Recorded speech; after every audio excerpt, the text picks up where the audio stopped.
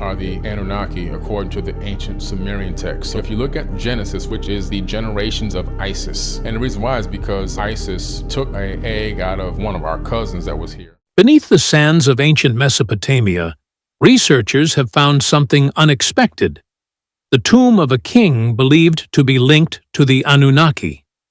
The Anunnaki have long been considered mythical figures, described in ancient Sumerian texts.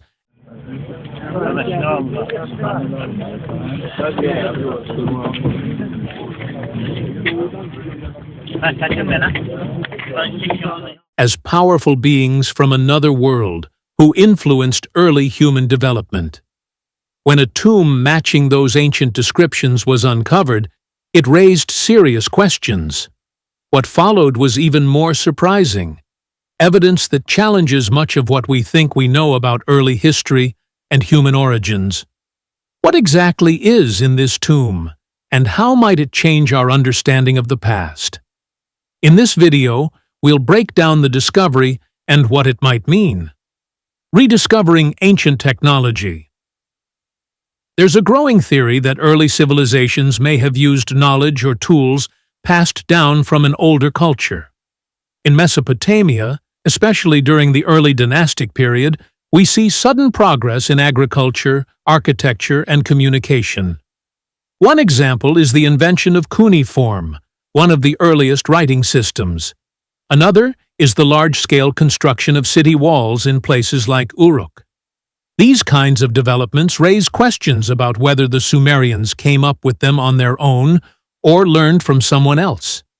Some archaeologists have found artifacts and building designs that seem unusually advanced for their time.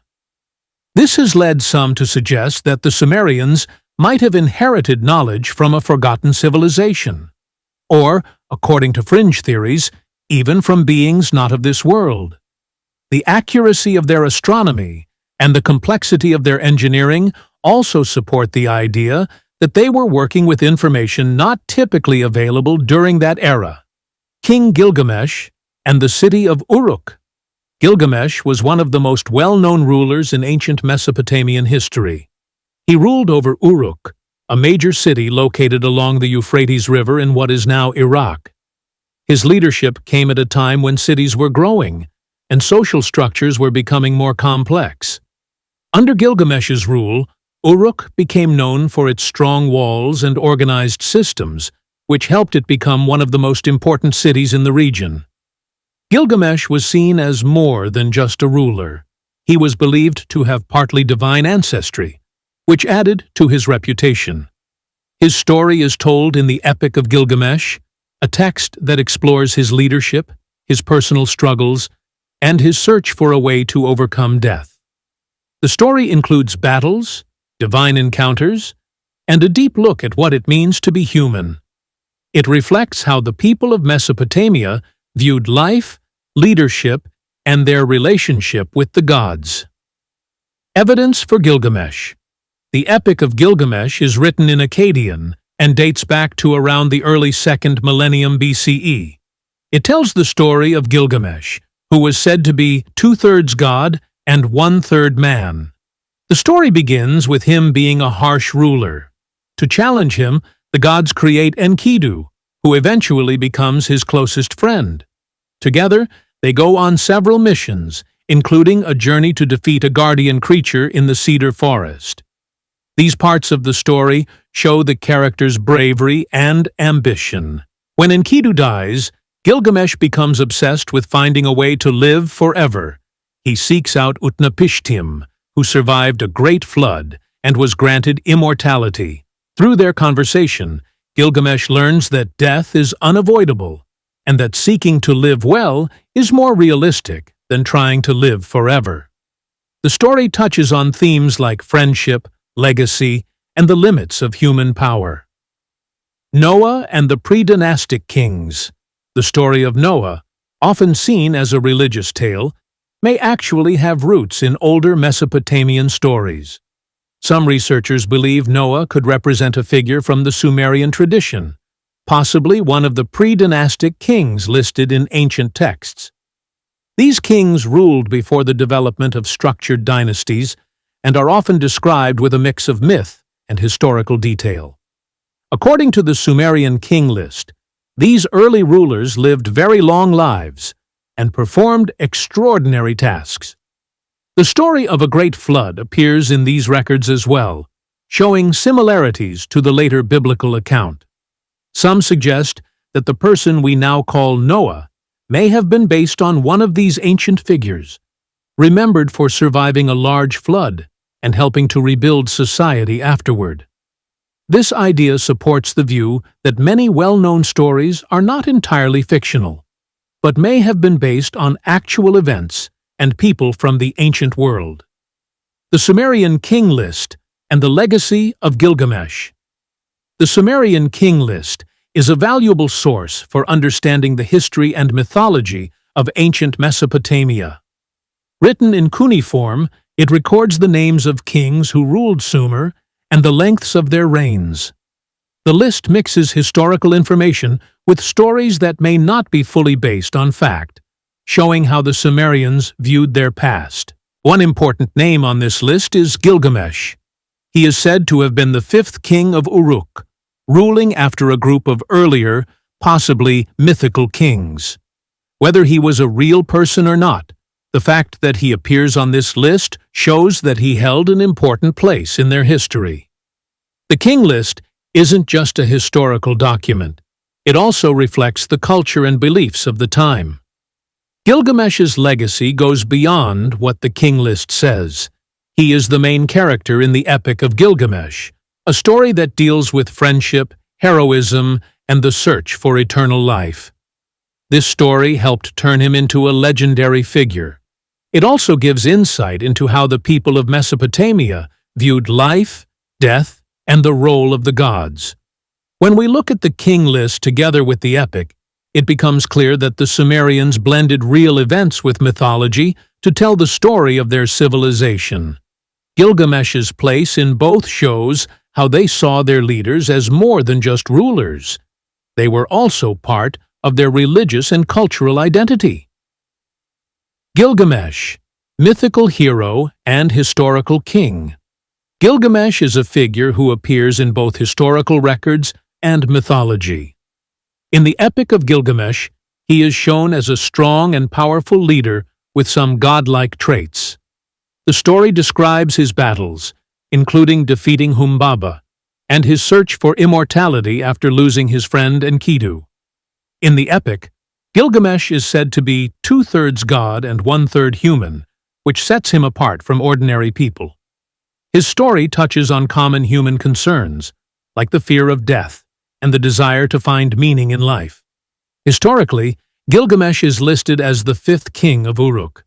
While it's unclear how much of his story is based on real events, the fact that he appears in the Sumerian king list suggests that he may have been a real ruler.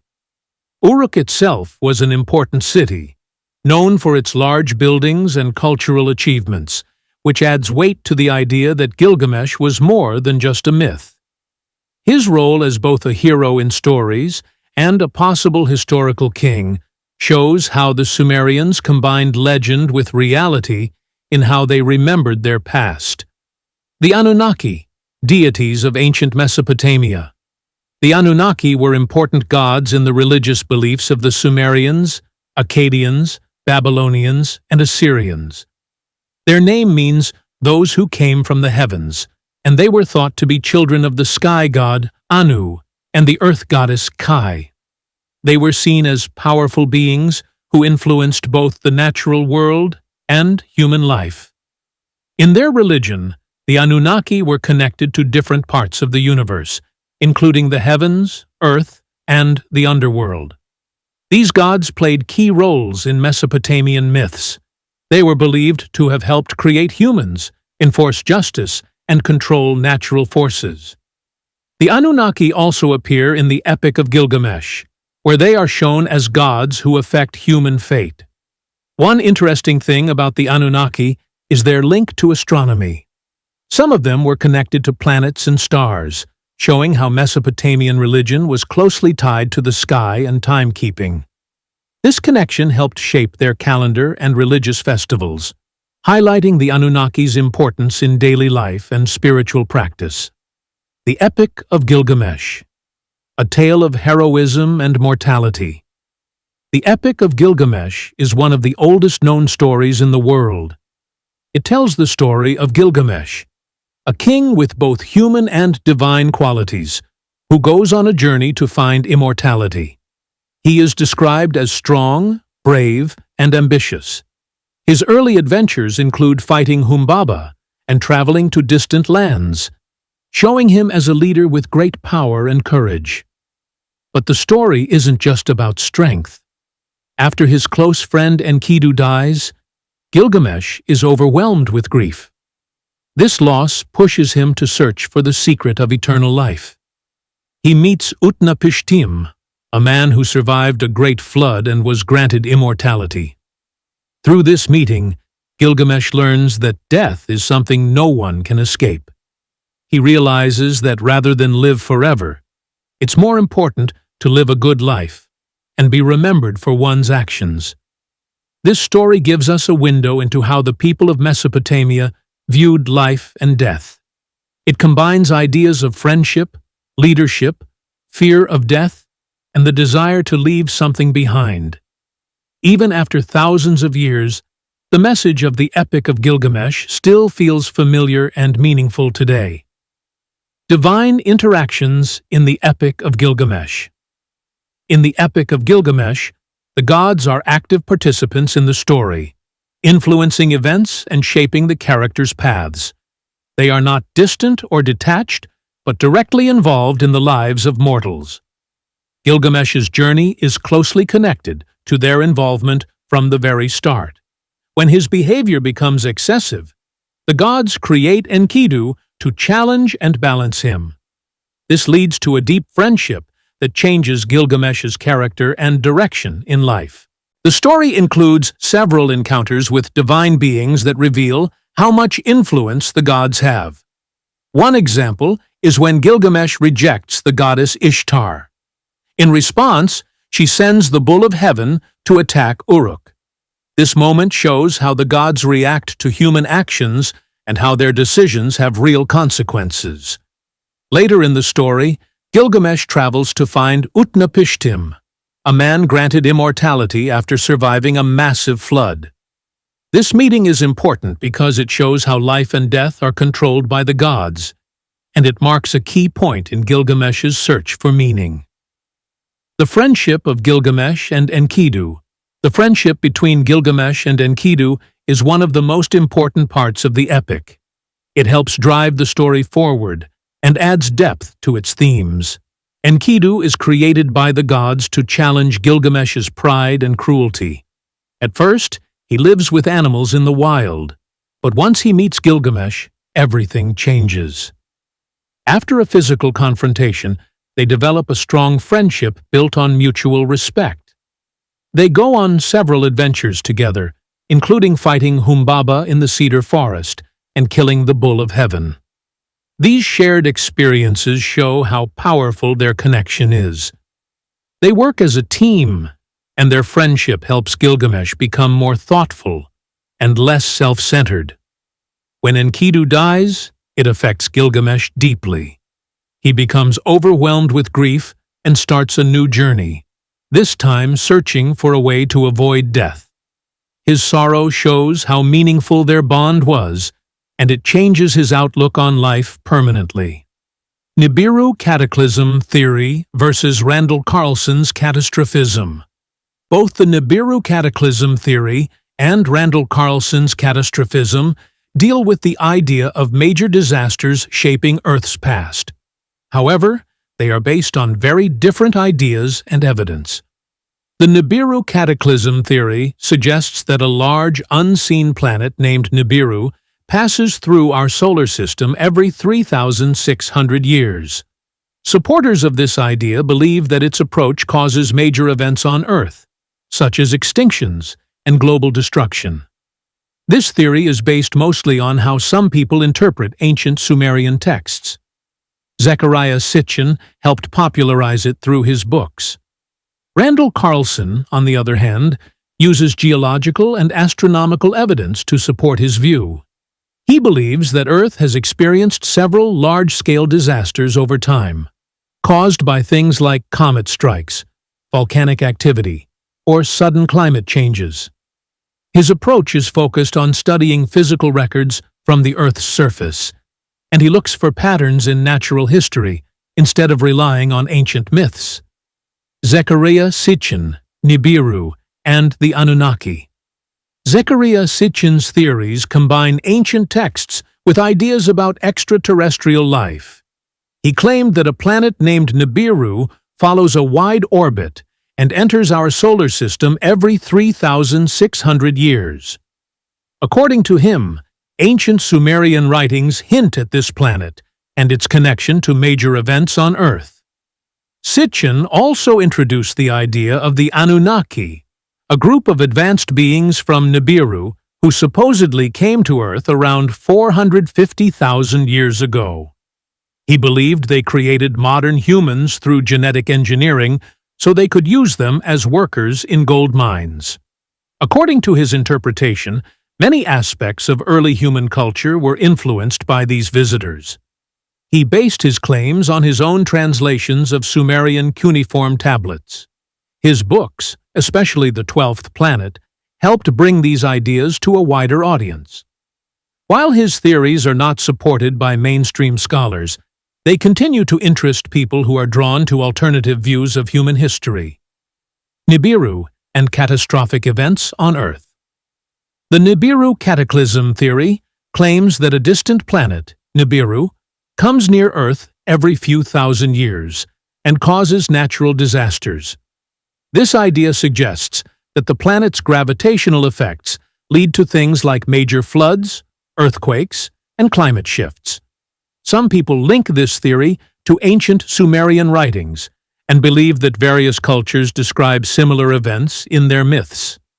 It gained attention in the early 2000s, especially around the 2012 doomsday predictions, where some claimed Nibiru would collide with Earth or pass by closely enough to cause widespread damage. However, scientists and space agencies, including NASA, have not found any evidence to support the existence of Nibiru. Astronomers continue to monitor the skies, and nothing matching Nibiru's description has ever been observed.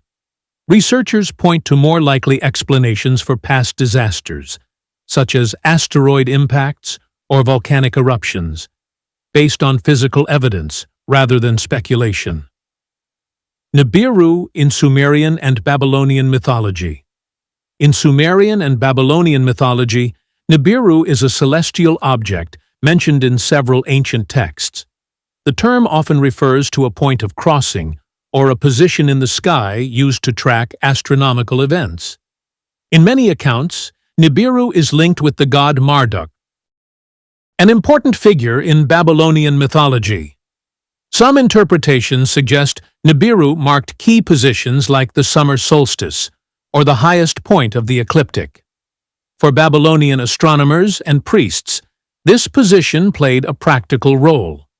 They used it to guide farming schedules, organize religious events, and keep track of their calendar. Some scholars have associated Nibiru with specific celestial bodies, such as Jupiter or the North Star. References to Nibiru also appear in the Enuma Elish, the Babylonian creation myth. In this story, it is connected to Marduk's defeat of Tiamat, the chaos deity, symbolizing the shift from disorder to structure in the heavens. NASA's response to the 2012 Nibiru predictions. In the years leading up to 2012, there were widespread claims that a planet called Nibiru would either strike Earth or pass by closely, causing major destruction. This idea gained attention online, with many people worried about a global disaster. In response, NASA addressed these claims directly. NASA released public statements, provided detailed scientific explanations, and used outreach programs to counter the false information. Their scientists explained that there was no reliable evidence showing the existence of a planet like Nibiru. If such an object were heading toward Earth, It would have been visible in the sky years in advance and detected by observatories around the world. NASA also pointed to surveys and telescopes such as the Wide-Field Infrared Survey Explorer WISE, which had not found any sign of such a planet. The agency made it clear that the Nibiru theory was not supported by real data. Myth and science in understanding catastrophes. When it comes to understanding Earth's disasters, both myth and science offer something useful. Many ancient stories, whether about floods, falling stars, or fire from the sky, can be seen as early attempts to describe what people were witnessing. These stories passed through generations, helping communities make sense of natural events they couldn't fully explain. The Epic of Gilgamesh, for example, includes a great flood that may reflect real events like the Black Sea flooding. Similar stories appear in other cultures, including the biblical flood. These myths usually describe disasters as acts of gods or higher powers, showing how deeply people were affected by them. Today, scientists take a different approach. They use physical evidence, like layers of rock, fossil records, and impact craters, to study what happened. They try to understand the causes and effects of things like asteroid impacts, earthquakes, and volcanic eruptions using tools and data, not stories. Even though the methods are different, the two perspectives can work together. Myths show how people understood and reacted to major events, while science explains what actually happened. Looking at both can give a fuller picture of how these events shaped human history. Thanks for watching another episode.